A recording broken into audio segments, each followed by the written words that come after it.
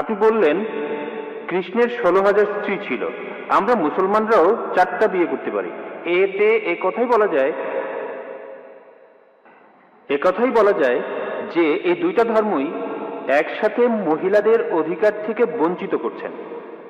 আপনি বললেন যে হয়তো বলতে পারেন মানুষ আসলে খুব আকর্ষণীয়, তবে এটা ব্যক্তিগত দৃষ্টিভঙ্গি।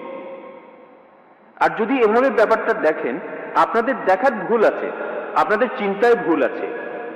সৌন্দর্যের যে ধারণা সেটাও সময়ের সাথে বদলায়। একসময় ক্লিওপেট্রা ছিল সবচেয়ে সুন্দরী, কিন্তু এখন আর তেমনটা নেই। এখন ঐশ্বরিয়া রাই হলো 1 নম্বর।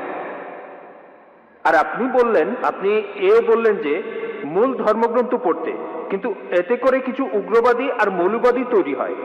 আপনি যখন কোনো ধর্মে বিশ্বাস করবেন তখন নিজের অন্যায়টাকে অন্যায় মনে হবে না।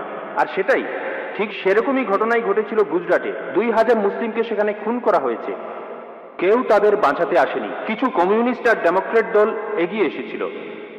লোকজন ধর্মীয় মূল্যবোধের উপর আস্থা হারিয়ে ফেলেছে, আর আপনাদের মতো মানুষের কাছে এই ধর্মীয় মূল্যবোধটাই সবচেয়ে বড়।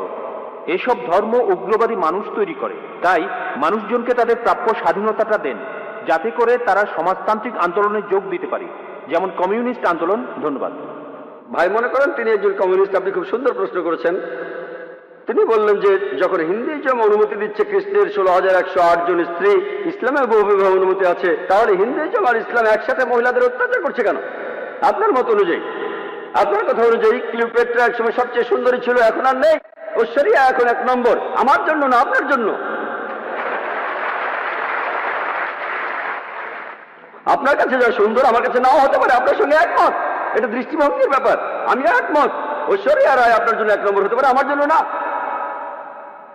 তাহলে বুঝতে পারছেন এক এক জায়গার নিয়ম হচ্ছে এক এক রকম। আমি উদাহরণ দিয়েছি, আমেরিকায় যেটা ভদ্রতা সেটা এখানে অভদ্রতা, আমেরিকায় যেটা অভদ্রতা সেটা এখানে ভদ্রতা। এটাকে ঠিক করবে?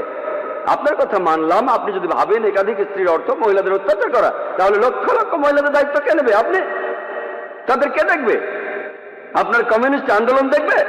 আল্লাহ মানুষ জাতির সমস্যার সমাধান দিয়েছেন এই পবিত্র কোরআনে। সেই সমাধানটা আপনি হজম করতে পারছেন না। আমি আপনাকে একটা প্রশ্ন করছি, বর্তমানে পুরুষের চাইতে মহিলা কয়েক লক্ষ জন বেশি। কে তাদের দায়িত্ব নেবে? কে? যদি প্রত্যেক মাসে তাদের সাহায্য করেন, সেই সাহায্যটাই আসলে যথেষ্ট নয়। পুরুষ আর মহিলার প্রাকৃতিক নিয়মের কিছু জৈবিক চাহিদা থাকে।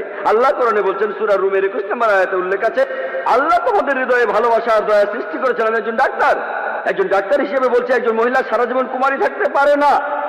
এটা অসম্ভব। আপনি এখন কি করবেন? এদের কি হবে? এরা পতিত হবে। আপনার কমিউনিস্ট এদের কি করতে পারবে? এর সমাধান কি? কোনো সমাধান নেই। আল্লাহ আমাদের এই সমস্যার সমাধান দিয়েছেন, সেই সমাধানটা হজম করতে পারছেন না। তাহলে এখানে সমস্যাটা হলো সমাধান পছন্দ হচ্ছে না, আপনি সমাধান দেন। এর চাইতে ভালো সমাধান কি দিতে পারেন? ইসলামে একাধিক বিয়ে করাটা আবশ্যিক নয়, 4টা বিয়ে করা আবশ্যিক নয়। আমি এমন কোন ইন্ডিয়ান মুসলিমকে চিনি না যার 4টা স্ত্রী, কাউকে চিনি না। অন্যান্য কিছু বিদেশি মুসলিম আছেন। আপনাকে বুঝতে হবে ভাই, এটাই হলো সমাধান। সব পুরুষই একাধিক বিয়ে করতে পারে না, সবাই করতে পারে না। তবে কিছু মানুষ স্ত্রীদের সুবিচার করতে পারে, আল্লাহ তাদের অনুমতি দিয়েছেন। তারা যদি সুবিচার করতে পারে, আপনার সমস্যা কোথায়? কোথায় মহিলাদের অত্যাচার করছি? আমরা তাদের সম্মান করছি। আপনি যে আমেরিকা তথাকথিত আধুনিক কালচারের কথা বলছেন, আর্ট কালচারের নামে তারা কি করছে? তারা মহিলাদের অসম্মান করছে। আপনি যে নারী স্বাধীনতার কথা বলছেন, সেটা আসলে স্বাধীনতার নামে শরীরকে শোষণ করছে, সম্মানের অবমাননা করছে, আর আত্মাকে বঞ্চিত করছে। পশ্চিমা সমাজ আসলে মহিলাদের অধিকার দেওয়ার কথা বলে তাদের নামিয়ে দিচ্ছে উপপত্নীর স্তরে, রক্ষিতার স্তরে। তারা সমাজের প্রজাপতি, যারা আর্ট কালচারের পর্দার পেছনে থাকে।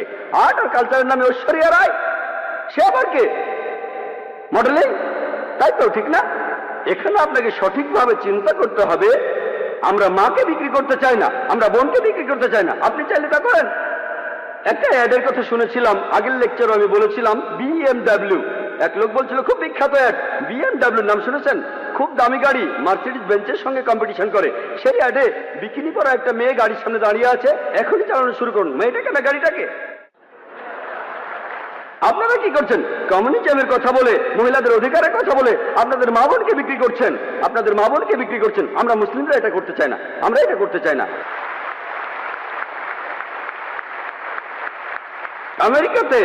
আমেরিকাতে আপনি রক্ষিত রাখতে পারেন, 5, 10, 20, কেউ কিছু বলবে না। আর কমিউনিজমে রক্ষিত রাখার নিয়ম আছে।